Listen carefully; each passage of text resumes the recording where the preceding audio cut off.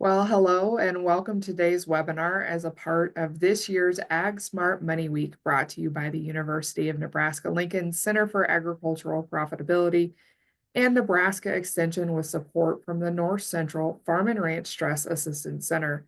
I'm Jessica Groskopf, agricultural economist with Nebraska Extension. Through daily webinars this week, Ag Smart Money Week aims to equip farmers and ranchers with the latest tools, information, and strategies to improve their financial management and risk management to build success in their business. You can find a full schedule and registration information on the Center for Ag Profitability's website, cap.unl.edu/smartmoney. This webinar will highlight the strategies to safeguard the financial well-being of you and your business through savings and investment. We'll cover topics like emergency funds, retirement planning, education savings, and achieving goals with family living funds. To present, we are joined by Shannon Sand, agricultural economist with Nebraska Extension. Shannon serves the west central part of the state from her office in North Platte. We invite any questions during this presentation to be typed into the chat box or the Q&A. Shannon, I'll turn it over to you.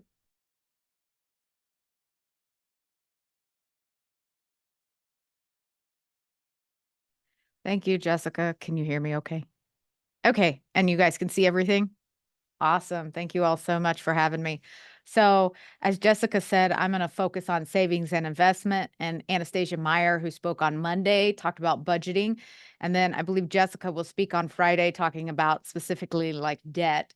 And hopefully you'll see that all these topics kind of flow together. All right. So financial health and agriculture, I'm sure a lot of people kind of already know what I'm going to say here, but financial planning for families and operations is really paramount in ensuring success and sustainability of the operation. The emergence of things like uncertain markets and often unpredictable weather conditions can take a toll on finances if left unmanaged. There's a lot of unique challenges and considerations for rural and ag families in general, things like banking deserts. So there's been a huge decline in the number of banks in rural areas, which have had particularly negative impact on rural communities. So the decline in banks has led to non-bank alternatives, which charge higher fees and higher interest rates, which result in more money leaving our rural communities. Trends to bank consolidation have also resulted in a loss of local on-the-ground knowledge of how our rural communities operate. So, and as a result, unfortunately, banking relationships and credit disappear, followed by small businesses and jobs in our rural communities. Um, Unfortunately, this has also led to things like discriminatory and predatory agriculture credit.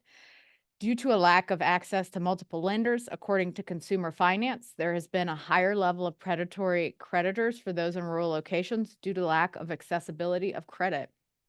And then economic pressure. So things like fluctuating commodity prices to rising input costs have made it increasingly difficult for ag families to stay afloat. Market volatility can turn a profitable year into a struggle for survival like that, unfortunately. So these economic challenges really force a lot of producers and families to take on additional debt or sell off parts of the operation to thus creating a cycle of financial stress that can be really hard to break. So I'm going to really focus on savings and investment. And I do want to say this is a 10,000-foot view. So if we were really to break this down, each of these pieces that we talk about this week could probably be series in and of themselves because there's a lot of working pieces to those. So again, I'm really trying to take a 10,000-foot view of this. So that's looking at the importance of savings and investment. So again, kind of like I stated earlier, we have market volatility.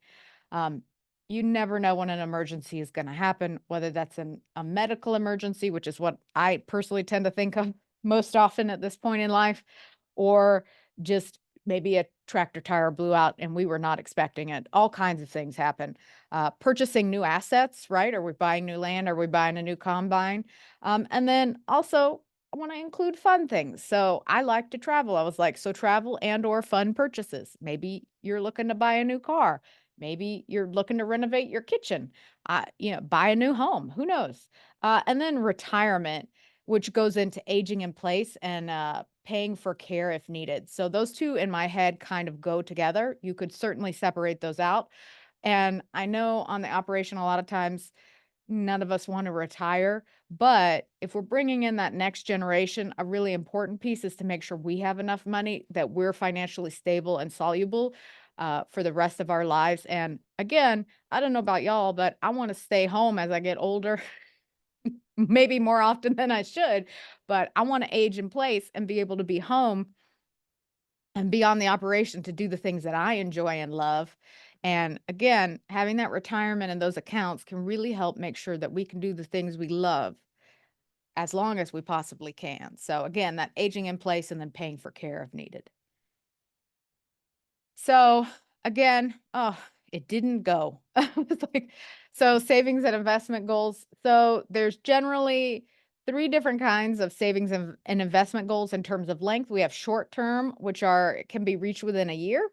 We have long-term financial goals, which are 5 or more years, and then we have midterm goals, which are those like 1 to 5 year kind of goals.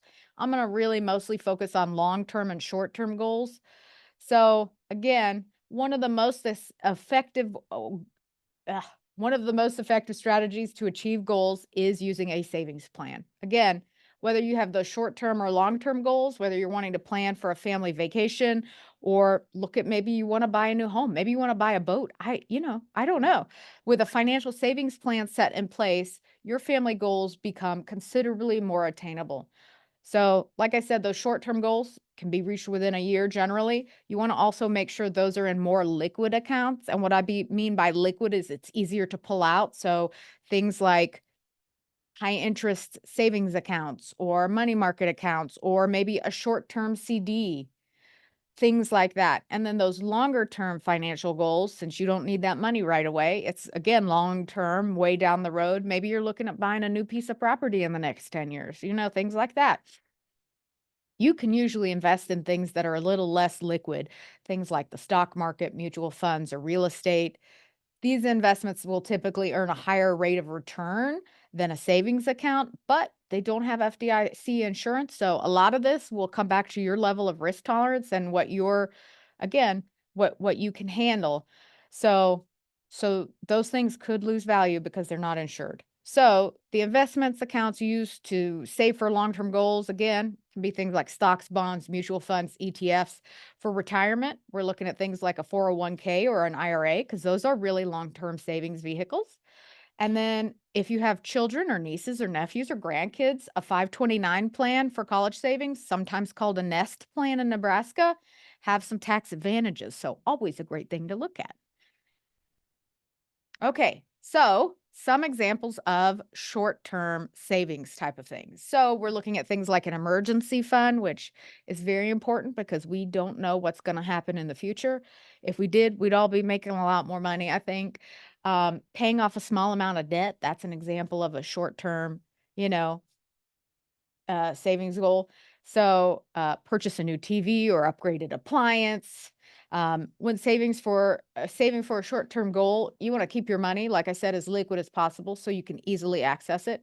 Those high yield savings account or regular savings account, money market account, anything like that is really great. You can also sometimes find some short-term CDs, or I should say certificate of deposit. Sorry, I tend to use a lot of acronyms. I apologize. But market accounts typically don't have the same return as investment accounts, but usually have higher interest rates. So again, you really want to check into all your options. Talk to whoever your tax preparer is. Also talk to whoever your financial advisor is. So some of that stuff's going to be, again, really important because every person and every family, every operation situation is very different. So here's a few examples of some long-term ones. So we're looking at 5 to 20 years into the future, and that's again where your long-term goals sit. So some examples are going to include things like saving for retirement, funding your current preschoolers or babies, college education, buying more land to expand the operation, or buying a second home if that's something you're interested in. Maybe you want a home on the lake, maybe you want a home on the beach. And then things like taking your family on that once in a lifetime vacation.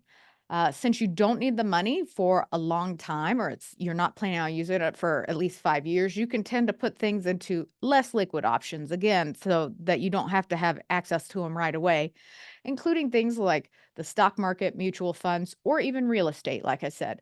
So these investments will typically earn that higher rate of return than that savings account, but again, not FDIC insured, so no guarantees. The investment accounts used to save for long-term goals, again, such as retirement, are generally that 401k, which we'll talk a little more about later, and an IRA for retirement. And then again, we've got those 529 accounts, which for little people are great.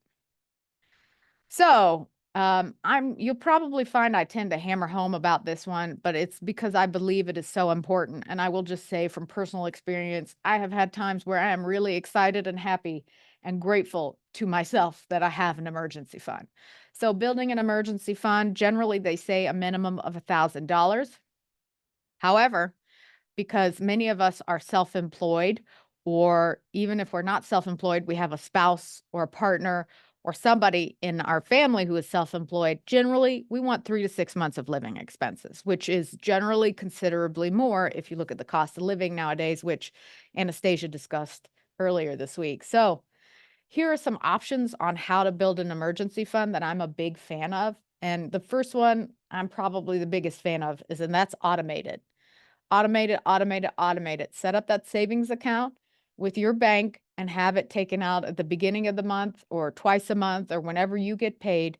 Have that money just taken out so you don't even see it in your checking account and it's not temptation. The other way is, and I do this as well for some of my robo advising stuff that I do on my own, um, and that is consistent deposits. I set a reminder on my calendar every Friday at 4 p.m. And it's like, hey, you need to make a deposit. Check your account. Can you afford to make a deposit? Again, so be consistent. And then set a timeline for when you want to reach your funding goal for your emergency fund, even if it's just $1,000 or $500. Really having that emergency fund when you need it, you will be so, so grateful that you have it. Again, because we just don't know what the future is going to hold. So, I wanted to give an example on how to actually reach that goal. So, here we have Maria. She's 30 years old. She's married. She works off farm. So, she has a full time job and wants to start setting aside money aside in an emergency fund. So, her goal is to save up to 3 months worth of expenses, which for her and their family is around 9 grand. So, to reach this goal in the next 12 months, because her goal is short term, Maria is going to save $750 a month. And again, this is just an example. I know depending on your situation, that may or may not be reasonable. Some people can put aside, a couple grand a month, and some people it's 50 or $100. So you set your goals based on what your actual budget and things are. But she opens a money market account and sets up automatic transfers from her checking account to the new account each payday. So she gets paid twice a month. So she does $375 from each paycheck getting transferred into her money market account. Since she never actually sees that money in her checking account, Maria is not tempted to spend it and she reaches her goal of $9,000 in a year.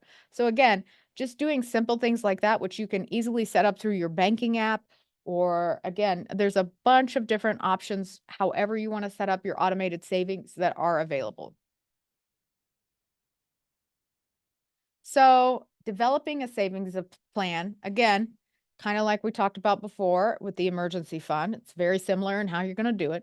You're going to set a realistic savings goal and timeline. So, and here's what I'm going to say, if you don't have an emergency fund, I would start with that one before I move on to a savings plan right away. Just that emergency fund is just, again, it's a lifesaver if you need it. It really is. And then you can have multiple savings accounts, again, within your bank, or you can have multiple banks, however you choose to do it. Or again, maybe you have line markings in your Quicken or your QuickBooks where you have like, this amount gets deposited in the savings account and X of it goes towards emergency fund, X of it goes towards regular saving, X of it goes towards vacation, X of it goes towards holiday purchases. So, because I also have a savings account to buy Christmas presents. That's just me though.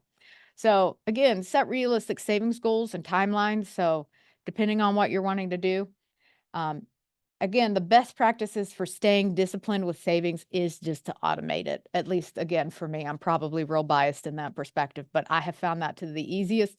If it just gets taken out of my account when I get paid, I don't see it. I pretend it doesn't exist until I absolutely need it.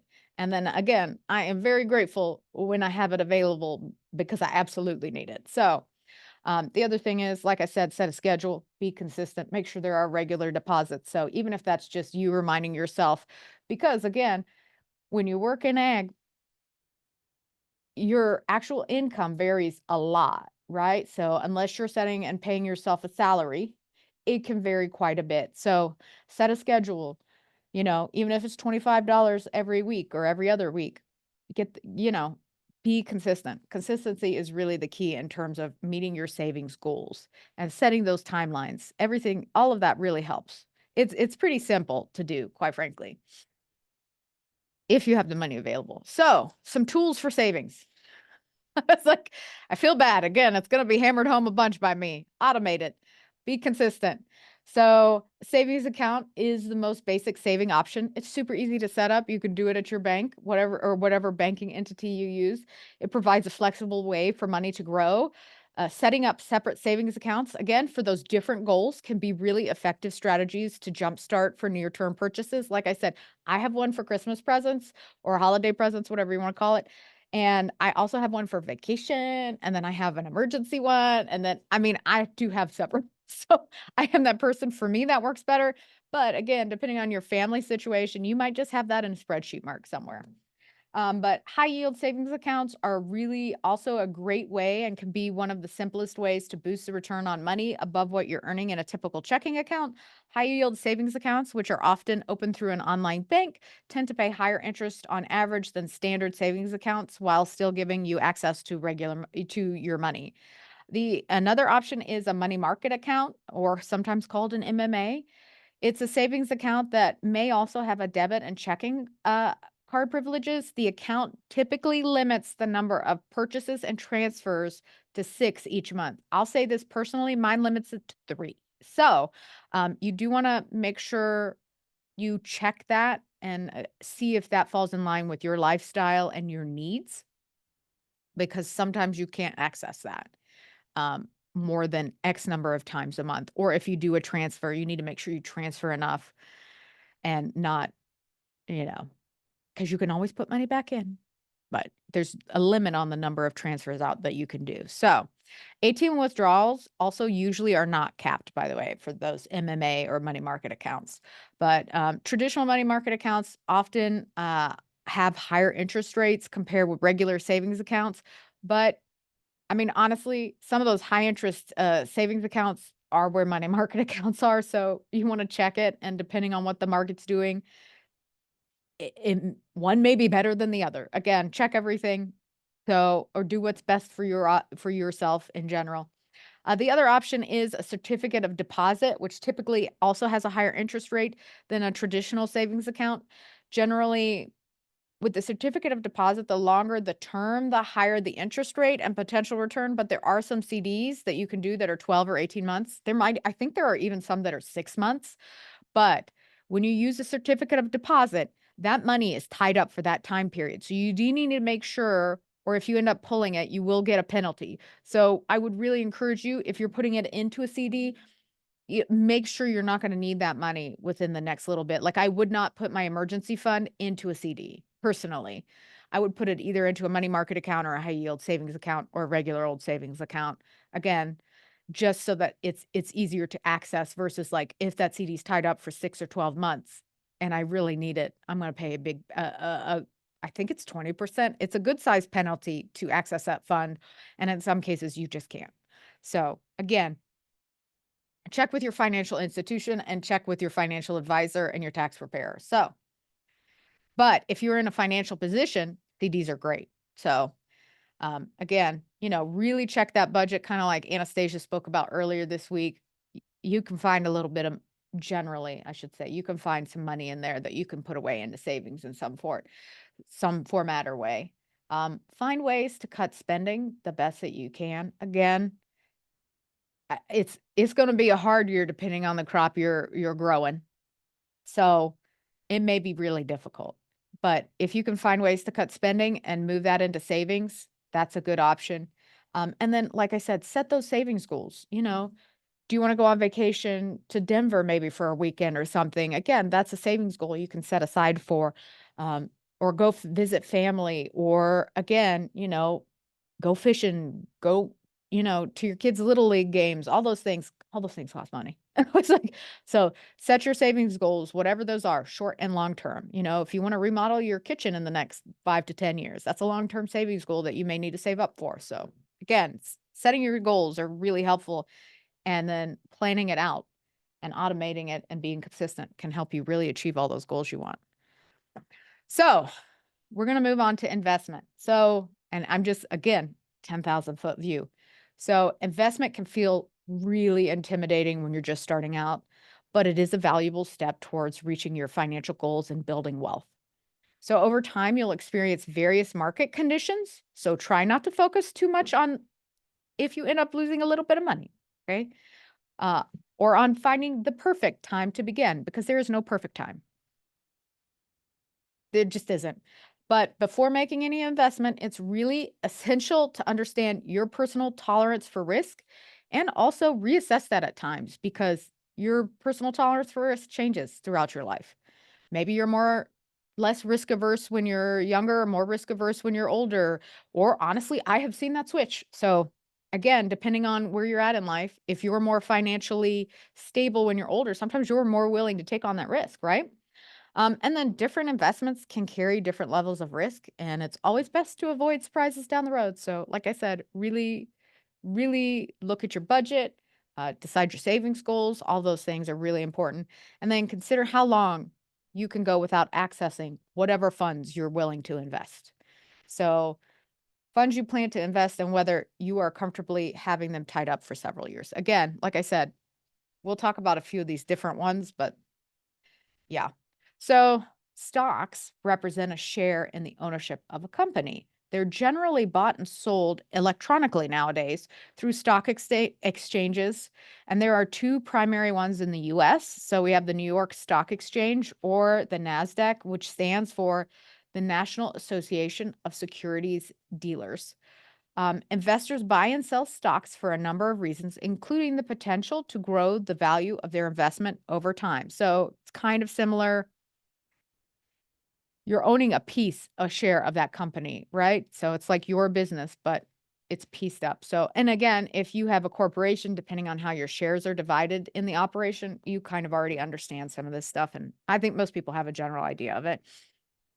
But basically, you have the potential to profit from shorter term stock price moves, or even to earn an income by investing in dividend paying stocks. There's a lot of different options out there. And again, I would talk to a certified financial planner or a financial advisor to really learn some more details. And we also have some information on cap.unl.edu about some of these things. So the reasoning behind a lot of these decisions for buying and selling stocks is often derived from qualitative and quantitative techniques, like fundamental analysis or technical analysis in terms of valuation of stocks and whether or not to purchase them. There are companies that hire whole analysts that's their whole job. But the thing is, keep in mind, like I said, these are not insured, and that the price of a stock can fall as easily as it can rise. So investing in stock offers no guarantee that you will make money, and many investors can lose money instead. But payment of stock dividends not guaranteed, and dividends could be discontinued.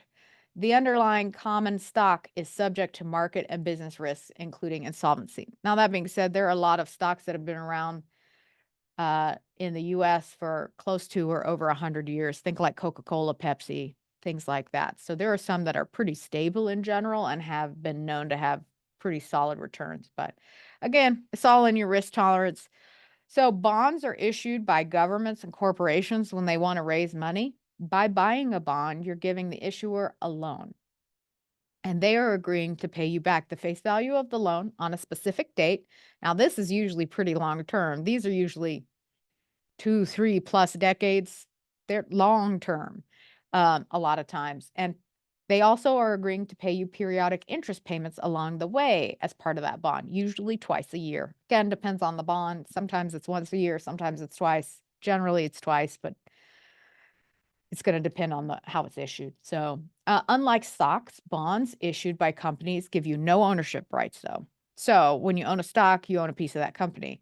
So, you don't necessarily benefit from the company's growth, but you won't see as much impact when the company isn't doing as well either. So, as long as it still has the resources to stay current on its loans, you will get paid back.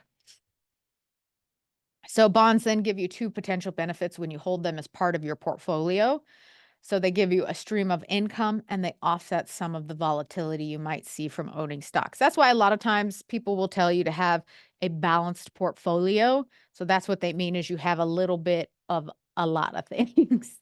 So whether that's stocks, bonds, mutual funds, I'm a, ETFs, whatever, again, things like that. So, speaking of mutual funds, a mutual fund is an investment vehicle that pools money from multiple investors to purchase a diversified portfolio of stocks, bonds, or other securities. According to the fund's stated strategy, there are a bunch of different mutual funds out there that you can look up. So, again, and also based on risk tolerance, a lot of times between mutual funds and exchange traded funds or ETFs, um, lot of options out there, far too many, quite frankly, to really discuss here in the next little bit. But it basically allows an individual investor or family, however you choose to look at it, to gain exposure to a professionally managed portfolio. Again, it's a well balanced portfolio and potentially benefit from the economies of scale while spreading risk across multiple investments. So, if you don't have a ton of money to buy stock in Apple, again, buy mutual funds, you're pooling your resources with other people in order to buy all these stocks, bonds, and different portfolios. So, I say different portfolios, but whatever your portfolio of choice is. So it's very interesting. It's a very neat option, neat opportunity, for a lot of regular folks, basically. A mutual fund just gives you that additional. Again, it allows investor access to diversified, professionally managed portfolios. Um, Mutual funds are known by the kinds of securities they invest in. So basically, whatever their investment objectives are and the types of returns they seek. Again, a lot of times it'll be divided up. I've seen them divided up by risk tolerance or um, what's the other option? Anyways, but it's divided up into whatever their goals are, whether that's seeking the most money back or if you're looking for a moderate return, so you have a moderate risk tolerance, or if you're seeking a lower return and you're holding on to it for a really long time. So I'm in my 40s. I'm not looking to retire until I'm hopefully, late 60s to 70 is my goal. So my portfolio index is based on that. So, and again, you can pick mutual funds based on your own individual needs and whatever your savings goals are. So, things like that. So, a lot of American workers put their retirement funds into mutual funds. So, a lot of these 401ks and stuff that are managed by big companies, they're in mutual funds through employer sponsored retirement plans. It's a form of automatic investing. Like I said, I'm a big fan of automating it. It just makes life easier, but it builds wealth over the long term with more limited investment risk than basically some other asset choices. And I'm going to say this, ETFs are really similar to mutual funds. Um, the difference is in terms of you don't get to choose the securities with either one, but you can find top holdings and other information through a bunch of different online resources and the fund's prospectus. So again, what the fund is trying to do is different whether it's an ETF or a mutual fund. So ETF is just that single ETF can also have that wide range of stocks or bonds, which can be used to help you efficiently diversify your portfolio. ETFs tend to have lower operating expenses than mutual funds, which can allow those savings to be passed on to investors in the form of lower fees while also providing potential tax benefits. So, the other thing we're going to talk about is, and especially with ag operations, right? Land investments. So, there are pros and cons to investing in land like any other investment. I know it almost always seems like it's a pro, at least in the last 5 to 10 years, with the cost of land and leases going up and everything. So, land is a tangible asset that you can see and touch and use for, in most people's case here anyways, to increase the size of your operation. Again, depending on what you're doing. Land can serve as an inflation hedge also over long periods of time. Land values tend to increase at about the same rate of inflation in general. And then it offers the potential for price appreciation. Again, some of the cons with land investment is that price appreciation is not guaranteed. And then the market value of land is not immune to price swings and even crashes. I think the early aughts there was a pretty good crash in the land and housing market early on. Um, but my parents always said this growing up, that they aren't making more land. So that's always something to think about, you know? So how are you going to invest? So there's a lot of different options available. So you can do a robo advisor, something like Robinhood, Acorn. I mean, there's a bunch of them out there. And again, they'll do risk assessments on you. And you can change your risk assessment later on most of them, at least the ones that I've played with. So a lot of people put their retirement funds into, like I said, mutual funds and things like that. So, but robo advisors are really popular. They vary from firm to firm. Oh, there's a lot of them out there, but generally, there are those online services that provide automated portfolios based on your preferences. In general, they're putting your money into a mutual fund or an ETF of some format, basically. And again, you can look at it and make changes and choices and move things around if you want. So it allows a little more personalization than some of the traditional investing options have. So those robo advisors weigh personal preferences against unpredictable forces to automatically recommend, again, that portfolio that should ideally fit the investor's needs. So again, and you can generally go in there and change things afterwards. Again, that's been my experience. Some may lock you in, but my experience says you can change it. Since their introduction nearly a decade ago, so again, this is pretty new when we look at investment. I mean, the NASDAQ and the New York Stock Exchange has been around for a very long time now, I believe over 100 years. So long time in my mind. Um, Robo-advisors have become more mainstream with hundreds of options now available. They've become popular with novice investors because they have low starting deposits. Again, really low. Sometimes you can start for like $1 or 25 or 100, very low, especially if you're just starting out and you're really young. It's a good, easy way to do it. Um, Even if you're not young, it's an easy way to do it. So it's a great one. They don't require a lot of in-depth market knowledge.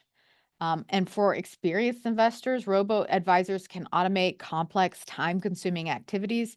So, like rebalancing and tax loss harvesting. So, like I said, when I go in, I will go into mine and I will do some adjustments, usually on between 2 and 4 times a year. But I'm much more interested in this than the average person. So, you know, um, yeah.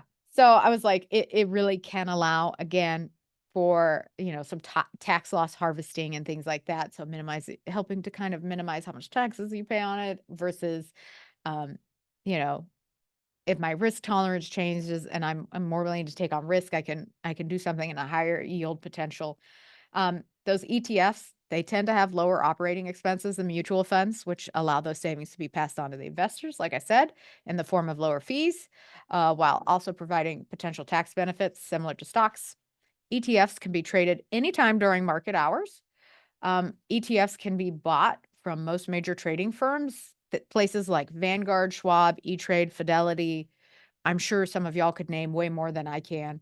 But mutual funds are generally one of the most popular, in fact, the most popular mutual fund track indices like the S&P 500, which is comprised of, I think it's generally around 500 of the largest companies in the US. And then index funds. My gosh, I have a lot of big words today. Index funds usually come with very low fees for the fund's investors and occasionally no fees at all. So again, depending on what you're looking for, you have a lot of options here. So these low costs help investors to keep more of the fund's returns for themselves. And again, can be a great way to build wealth over time, because it's that compounding interest of, I was going to say of savings, which is, this is a format of savings if you're long term. And again, they can be purchased at all of the major trading firms. There's a whole bunch of apps online. You have a lot of options here. And then we're going to talk more about kind of retirement accounts and things like that a little later. So, but that's also would be included in here. So I want to talk a little bit about investing in land and ag business.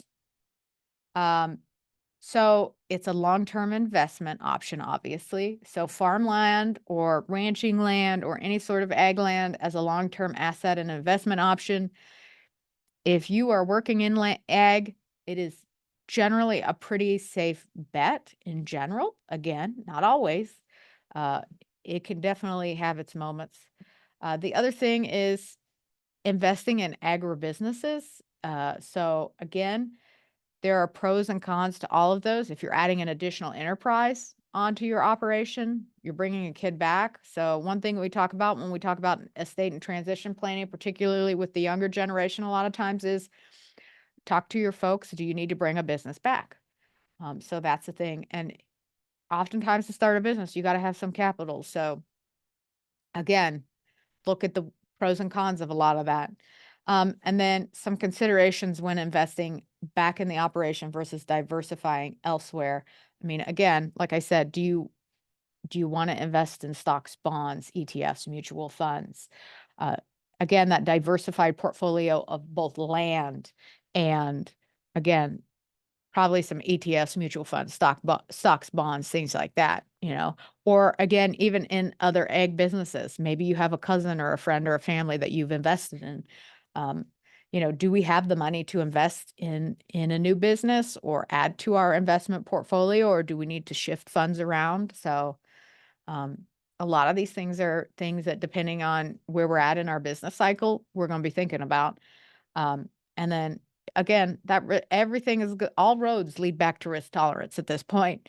So what is your tolerance for risk? Can you afford to invest in a new ag business or adding another enterprise on? And depending on your operation, maybe, maybe not. Um, versus putting that into something that may potentially be a little safer. Again, you have risks and rewards to everything. So it just depends on your risk tolerance, what you're going to do. So here's a couple of examples of investments. So things like your child or your niece or your nephew coming back to the operation and wanting to start a new ag business. Maybe it's direct marketing of beef. Who knows? Um, I've met some folks around this region. The creating a U-pick flower garden has been really, really popular ag tourist option. And then, some families wanting to add a background in enterprise onto their cow-calf business. These are just some different examples of potential investments. Again, you got to pay for feed. You're hanging on to them longer. It's going to cost you money. So again, looking at your total portfolio of investments, can you figure out how to do that? Does it work out for you? And again, depending on your operation and the current market, yes, maybe not. Who knows? Maybe it'll be next year. Maybe we can do it this year. Again, it's taking into account a lot of that stuff. So this is a big one. So I really want to talk about why retirement planning is essential even for ag families. And I say even for ag families because I think of my dad, who is 82 years old, or 82 years young, I should say. And again, I'm going to use my family as an example because I can pick on them and they're okay with it.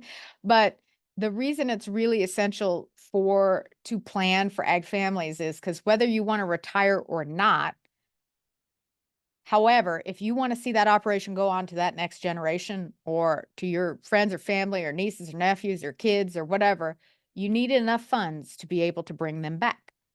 Okay. So retirement planning can actually help with ensuring that this is possible, that because you have enough funds to live off of, to live out your days and do the things you want to do. And then hopefully the operation is at a point where it can support that family or child or adult or whoever to bring them back. So that is one way to do it. That is one way to look at retirement planning. And again, I think it's a really solid way because, again, these are very easy to automate a lot of times. And then if you have an off farm job, even easier. So there are several different investment vehicles, though. There's a 401k, there's a self-employed plans. These are all important long-term financial to the long-term financial health of the operation and the person who has the account. Again, because we don't know what's going to happen in the future, so these accounts can help pay for, again, living expenses and things like that as we age and get older and want to bring somebody back. But also, if in case something happens and we need something to be covered that insurance or Medicare or Medicaid does not cover, we have some funds put away so we can get the care that we need. So, um, again, really, really important things, I think, long term. So, a 401k is a tax advantaged retirement savings plan. It's named after a section of the US IRS code called the 401k. And it's an employer provided defined contribution plan. So the employer can match up employee contributions with some plans. The match is mandatory, it depends on what they have. So there are generally two major types of 401k plans, the 401k traditional and the Roth. So with a traditional 401k, employee contributions are pre-tax, which is great, meaning they reduce taxable income.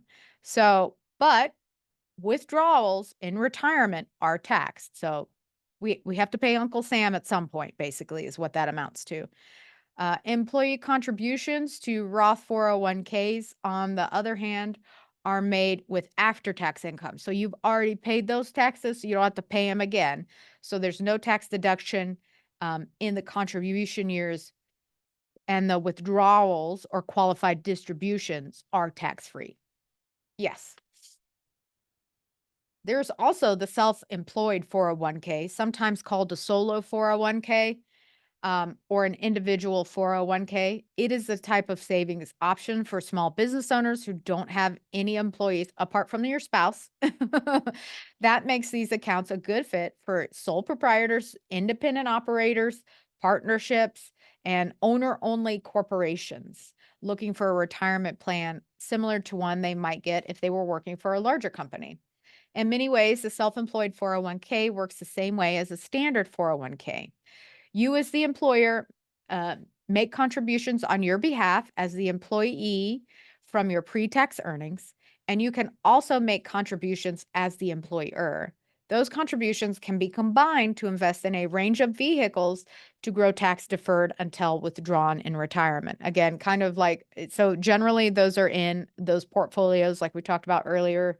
So, oftentimes mutual funds or ETFs. So it's a diversified portfolio. Generally, those are low to moderate risk, is what they put them in. But again, depending on who you go through and your financial advisor and your tax preparer, you have some options. So, um, the IRA is a traditional, basically IRA stands for individual retirement account. It's a traditional IRA is a great choice for those looking to invest pre-tax income to investments that have the potential for tax-deferred growth. So this is a great option for those who expect to be in the same or lower tax bracket when they retire. Traditional IRAs offer certain tax advantages to individuals who are seeking to deduct all or a portion of their contributions, basically effectively lowering your annual taxable income for each year's contributions because it's pre-tax. So, building a portfolio with a traditional IRA can offer some of those tax advantage ways to save for retirement while helping to secure a more financially comfortable retirement. So, some traditional IRA benefits are things like it's ideal for early contributors. So, the younger you start, the better you are. Um, if you're in your peak earning years, contributions are tax deductible, which is always great. They can provide decreased tax benefits now and lower rates in the future. And they have a minimum investment of at least $1,000 generally. I've seen some that are 5 or 10. So it depends. There's a lot of rules and regulations on these. So I would again encourage you to talk to whoever your financial advisor is, whether that's your banker or your tax preparer, whoever helps you with making some of those decisions or looking into some of that. With a Roth IRA account, you don't pay taxes as your money potentially grows, and you can make tax-free withdrawals during retirement. A Roth IRA is an individual retirement account to which you contribute after tax dollars. So after you've already paid taxes. So which is why later in life you can withdraw that as tax-free, right? So while there are no current year tax benefits, your contributions and earnings grow tax-free.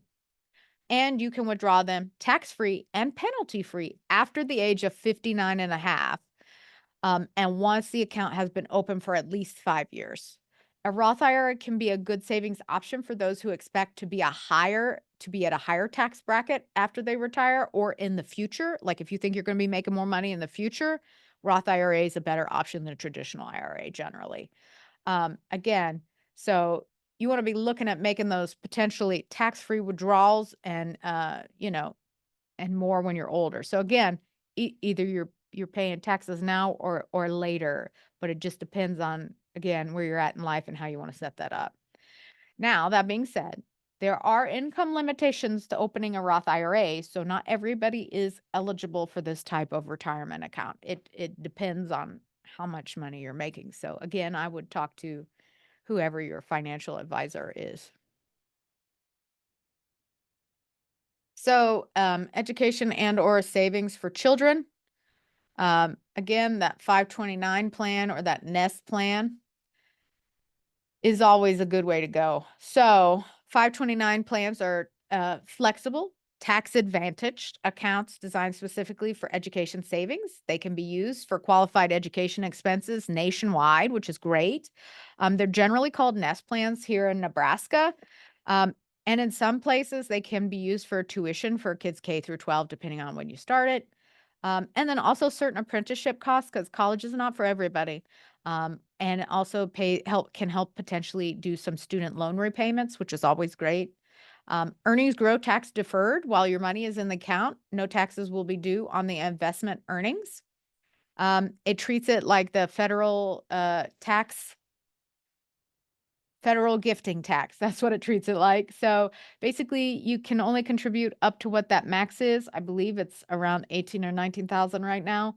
But as long as you keep it within that federal gift tax limitation, you are A-OK. But in a 529, you can also combine up to 5 years worth of contributions under that federal gift tax. So again, I would really encourage you to talk to your financial advisor and planner about that, whether that's a good idea for you or not. So I also found out about some custodial Roth IRA for kids. I think this is a cool idea, especially a lot of times our kids are working on the operation with us in the summer and we pay them. Well, not always, but oftentimes, hopefully they get a little bit of money. So a custodial Roth IRA for kids can be opened and receive contributions for a minor with earned income for the year. So it can be anything from like babysitting, dog walking. Again, I always think of helping out on the operation, things like that. But Roth IRAs for minors provide opportunities for that tax-free growth. And the earlier your kids get started saving, it's that compounding interest. So if you put in 2,000, if they earn, let's say 4,000 and you put in 2,000 for them from the age 5 to 10, that's a compounding interest. And by the time they're retiring at 60 or 70, I mean, that's a lot of money. So things like that again, and then things like a CD, that certificate of deposit. So again, always great options for savings with your kiddos. So, and I'm going to just briefly talk about this because Jessica's going to do that. And I want to leave some time for questions in case people have those. But balancing that savings and debt, really look at those budgets, kind of like Anastasia said. Look at whether you can get some of those low interest loans, get you some extra land, some of those different tax advantage savings account. Those all exist. They are wonderful options. But you want to reassess where you're at generally every year or so because life changes. It happens. We got a lot going on in this world. Some smart money management practices: know your budget, automate your savings and investment, automate your retirement investment. And then this one I always give to people because I picked this up from my financial advisor is check your future benefits at Social Security, SSA.gov. So you can go there and see what your potential earnings are from your Social Security at 60, 65, and 70. I highly encourage you to go do that. It is shocking the difference. So, and like I said, check this out. You want to check these out on an annual or biannual basis, depending on your account and everything, just to see how it's going. Has your risk tolerance changed? Have your financial goals changed? All these are really important things. So these are some upcoming programs we have going on. So we have risk management for livestock producers live and in person. We have landlord and tenant meetings. Those also start in November, but all of these are November through January pretty much. And then we have a new program called Organize This in conjunction with South Dakota State and North Dakota State called Organize This Legal and Financial Must-Haves. So that's a 10-month online program. I know that sounds like a lot, but it's because we give you the time to get everything together and to ask all the questions. So we have a lot of attorneys and a lot of accountants coming on to help out with some of these things. And basically we go through all those important documents you need to have done and kind of walk you through that process. So that's a new program starting in January if you're interested. And with that, I'm going to stop sharing and see if we have any questions. So again, if you do have questions, we encourage you to include them now in the chat or in the Q&A. We do have a fun one for you, Shannon. Okay. What do you think about cryptocurrency?